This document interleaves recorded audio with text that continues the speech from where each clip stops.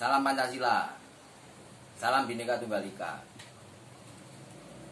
Sebagai Ketua Umum Komunitas Kritis, saya perlu memberitahu ya tentang kepanikan masyarakat terhadap virus corona atau COVID-19. Sebetulnya seperti pada video-video saya sebelumnya, virus ini masalah sepele. Ya, kenapa saya bilang begitu? Ini masalah mudah. Karena dari data WHO, dari data yang lain-lain itu kematiannya cuma di bawah 5%. Beda dengan virus-virus yang lain, yang dulu misalnya campak, cacar, kolera dan lain-lain. Ya kan? Jadi ini sepertinya ulah media massa yang nggak bertanggung jawab. Ya, ulah media massa yang nggak bertanggung jawab, yang ingin membuat Indonesia ini kacau. Ya. Nah, ini penjelasannya. Mengenai cara untuk mendeteksi awal apakah kita kena virus corona atau enggak, itu ada 3. Yang pertama banget itu suhunya naik. Suhu ya, demamnya naik. Jadi kalau kita ada merasa curiga dengan diri kita, apakah saya terkena corona atau enggak, tunggu saja. Kalau suhunya enggak naik, ya enggak. Ya, jadi diperiksa suhu. Nah, nanti setelah kalau virus corona itu cara kerjanya gitu. Pertama, membuat demam. Jadi suhu badan naik. Setelah itu 14 hari masanya ya, 14 hari. Jadi pertama suhu naik, terus napas sesak. Ya, kalau napas sesak tapi suhunya nggak naik, ya enggak. Orang asma itu belum tentu corona, asma, gangguan pernapasan. Terus jadi suhu, pernapasan, terus batuk.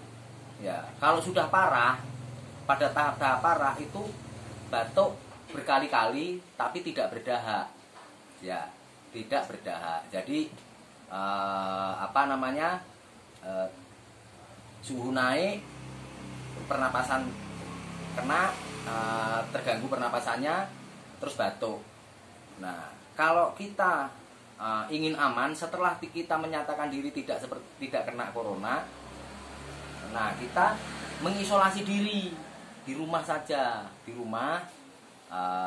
Karena masa inkubasinya itu 14 hari, ya 14 hari. Jadi kalau kita tidak bersinggungan dengan orang, kita tidak banyak berinteraksi yang kira-kira ada virus coronanya, ya sudah, kita mengamankan diri dulu di rumah sama keluarga. Ya kan, makanan bisa pesen lewat online atau masak, ya kan. Begitu datang dicuci.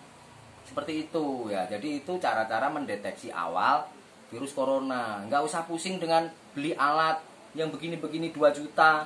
Ya kalau punya duit, kalau nggak punya duit nggak usah resah. Ya, seperti itu. Terus mengenai hand sanitizer atau desinfektan,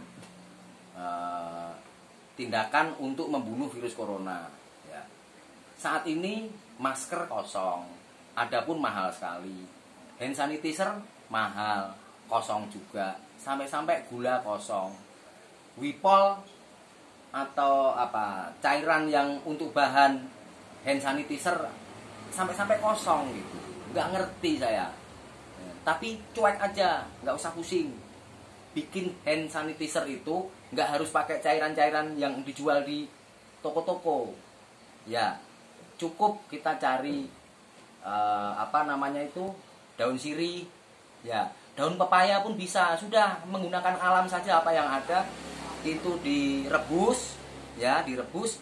Terus cairannya dibuat cuci tangan, buat ngelap atau apa, ya kan. Jadi itu sudah disediakan sama Tuhan. Ya, hanya ulah manusia biadab saja. Nah, terus mengenai keresahan masyarakat. Harusnya mall, terus toko-toko termasuk Indomart, Alfamart atau mart yang lain itu harusnya juga ikut serta mendukung pemerintah. Misalnya orang bisa tertular loh, ya kan, ketika orang buka pintu. Jadi sediakan aja di situ air untuk cuci tangan.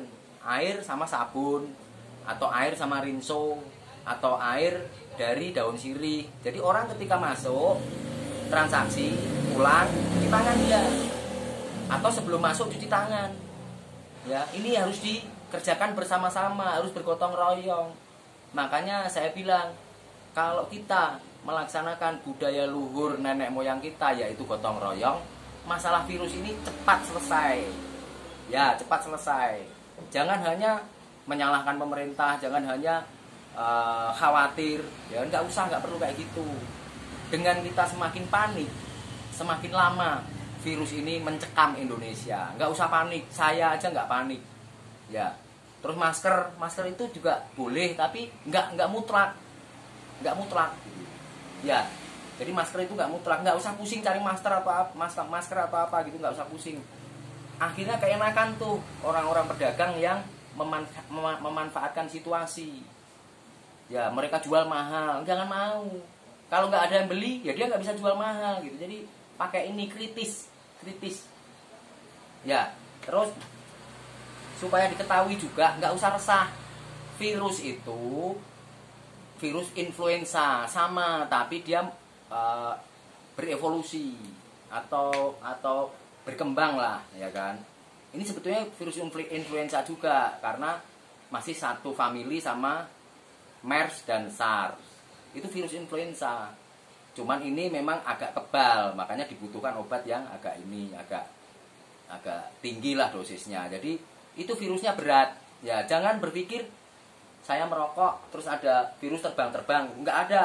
Virus itu kalau saya kena, saya bersin, acing. Itu virusnya hanya jarak 1 meter sampai 1,5 meter. Makanya social distancing itu jaraknya 2 meter. Ya, kita menghindari orang jaraknya 2 meter. Supaya kalau orang itu kena virus, dia bersin atau batuk, itu jatuh virusnya. Jatuh. Ya kan, tidak terbang. Jangan takut. Ini berita kan simpang siur, jadi kita pusing. Kita resah. Ya, nggak usah begitu. Nah, virus itu kalau jatuh, itu kalau di kain atau di benda-benda yang bentuknya selain logam itu bertahan 9 jam. Kalau di logam bertahan 12 jam. Ya, jadi saya rasa nggak ada yang perlu dikhawatirkan lagi. Mari kita bergotong royong, mari kita bersatu. Ya, saling membantu, saling mengingatkan, saling menasehati, saling menghibur.